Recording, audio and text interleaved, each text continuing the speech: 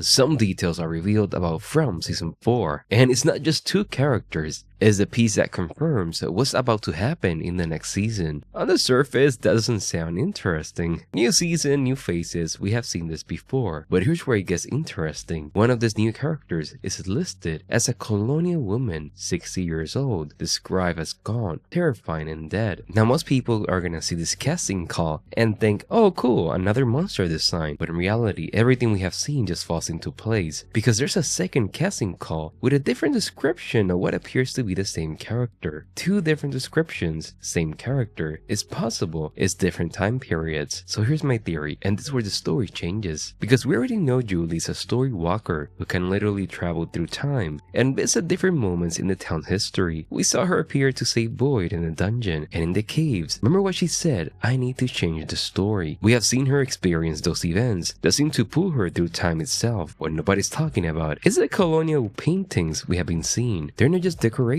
they are the path, and Julie's about to follow them all the way back to the very beginning. Here's what you need to realize, and we have not realized until now. We're not just getting flashbacks in season 4. My theory is that we're about to watch Julie actively see the past while trying to save the present. That Colonial Woman, I bet we're going to see different versions of her. So let's start with what we know for certain. Casting sheets for From have revealed two brand new characters, and on the surface, they might seem unrelated. But here's where everything starts to connect, because when you look at the characters side by side with what this show has already established about Julie's powers, a terrifying pattern emerge. So let's start with what we know for certain. First, we have Sophia, described as a sheltered and vulnerable pastor's daughter, who we play by Julia Doyle as a Sears regular. Now, the show doesn't just cast Sears regulars for minor roles. There's someone who's going to be integral to the story. A few things should jump out at you. She's connected to religion through her father. She's described as both sheltered and vulnerable, two words that suggest she's being protected from something, or maybe being kept in the dark about something else. So what I think is about to happen is whatever is going to Julie discover in the past is going to be connected to the reason why this character is brought to the town. But that's not even the most intriguing part. The second character is where things get disturbing. We have the Colonial Woman listed in two separate casting sheets with two wildly different descriptions. One version, she's gone, terrifying and dead. In the other, she's austere and unnerving, thin, sharp, and quietly imposing. Now most people are gonna see these descriptions, just assume they were just looking for a different actress for that same role, or that the production changed their mind about the character. But what we need to notice is that these are not conflicting descriptions. These are the same woman at maybe different points in time. One version is her alive, one version is her dead, and the show is going to need both. Why? Because Julie is a story walker, and everything we have been watching has already happened. But let's recap what we have already seen Julie do. In season 3 episode 8, Julie appears to Boyd in the ruins and throws him the rope to escape. Boyd doesn't see her. He used that rope and he survives. But from Julie's perspective, this moment has not happened yet. She experienced it later, a moment where she's suddenly somewhere else, somewhere in the past, witnessing an event that already happened. But here's what's crucial to understand. Julie doesn't change the past. She was already there. The rope was always thrown. The timeline is fixed. What changed is not the event itself, our perspective of when it happened and how. I mean, think about what this actually means. Julie had not traveled back in time yet from her own experience, but from the timeline's perspective, she had already been there. The history of that moment always included Julie. It's not that she went back and altered something. It's that the complete story of that event include a version of Julie from the future who was already part of it. This is where it gets mind-bending, because if Julie can walk through the stories of this town, and if her presence in the past has always been part of the stories, then every mystery we have been trying to solve might already have Julie's perspective on it. The show has been telling us that Julie's special. Julie is now discovering that she's not just watching the story of this town unfold. She's gonna realize that she's always been a part of it. And now we're getting a Colonial Woman, not just any colonial era character, but someone significant enough to need two different versions of her description. So this is what I'm thinking, because we already seen colonial imagery in season 3 and we know its backstory. context for the town. But what if Julie has always been there too? So remember those paintings in Miranda's collection? The one that looked like they're from the 1700s. Remember the bottle tree that Boyd found, with notes dating back to 1864. That's not even close to the oldest evidence we have of this place. The town has always been trapping people far longer than the Civil War era. And if you go back and you look at the buildings, the way certain buildings are constructed, they're elements of when it was built. So here's what I think is happening in season 4. Julie's going to walk back to the colonial era, and when she gets there, she's going to understand the story from the very beginning. Just like she was always in the ruins to save Boyd, Julie might have always been in the colonial era, seeing those events. The complete story of this town, the real history, maybe is gonna include a version of Julie showing up at crucial moments, not altering events, just being there, because that's how it always happened. Maybe it's the reason Julie has an injury, and the man in yellow doesn't want her to do this, because remember, Julie cannot change the past. She can only walk through it like reading a book. So whatever happened to this colonial woman has already happened. The story is written. Julie's just about to read it for the first time. Now let's think about what the colonial era actually means for this town. We have not seen yet what the colonial era of this town looked like. We have not seen yet who was trapped there in the 1700s, except the guy that Jade sees and the memory of Tabitha, how they saw what was happening to them or what they tried to do about it. But until now, here's why I'm excited for season 4. The show's not just doing a flashback for the sake of showing us history. If they were, they use Victor's childhood, which we've already seen glimpses of. They use Miranda and Christopher, which would directly connect to Tabitha and Jay's storyline. But instead, they may be going back centuries. They're going back to an era that is before everything we have seen so far. Because whatever happened in the colonial era is important, as we know. It's not just another cycle, people getting trapped and trying to escape. It's something that established how this town worked, the events of that sacrifice. And I think this colonial woman is a painting we saw in Victor's basement. But think about what we have learned in the season 3 finale. They were the original residents of the town who sacrificed their children to gain immortality. Those children are the ones trapped. The music that Tabitha and Jade played using the numbers from the bottle tree, that summoned those children, that revealed the original sin of this place. So here's the question. When that original sacrifice happened, was it way before? And most importantly, who was there? Because if Julie's story walking and if the colonial woman is significant enough to need 2 different physical portrayals, and this woman saw something. She was present for something crucial. She might have even tried to stop something or stop it. Maybe she's the one of the first version of Tabitha or Miranda's soul. Remember, there has to be a first avatar, the first version of Jade and Christopher, Miranda and Tabitha. And again, look at the description. Austere and unnerving, thin, sharp, and quietly imposing. That's not someone in fear. That's someone with authority, someone with presence, someone who commands respect. In the colonial era, a woman with that kind of description will be rare. She'd be someone significant, maybe a midwife, maybe a healer, maybe someone the community looked to.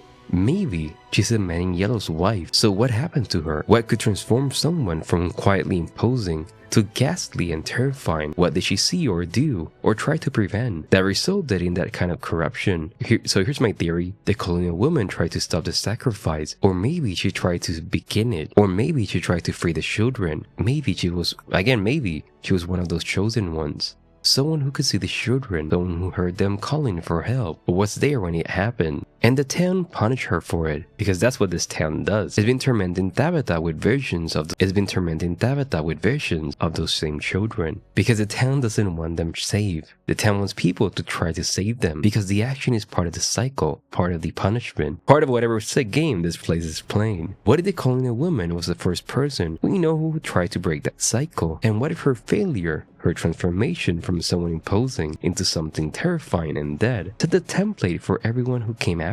It has her mom, Tabitha, and the first version is someone that Julie's going to talk, so Tabitha's going to remember her. That would be crazy if it happens. Now here's where Julie's story walking becomes horrifying, because she's about to witness this woman's failure firsthand. She's going to see someone try to do exactly what Tabitha is trying to do in the present day. She's going to watch maybe the colonial woman approach those children, maybe even make it to the tower, maybe even think she's about to succeed. And Julie's going to watch this, and she won't be able to stop it. She won't be able to change a single thing. But here's another question, because we know reincarnation is real in this world. What if story walking works the same way? What if Julie is not the first person with this ability? What if there has been other story walkers throughout the centuries, and they all been witnessing the same moments, witnessing the same failures, trapped in the same loop of trying to understand a past they can never change because they're dead in the future, but alive in the past because they travel in different moments? That would be incredible. So I had a lot of fun writing this theory,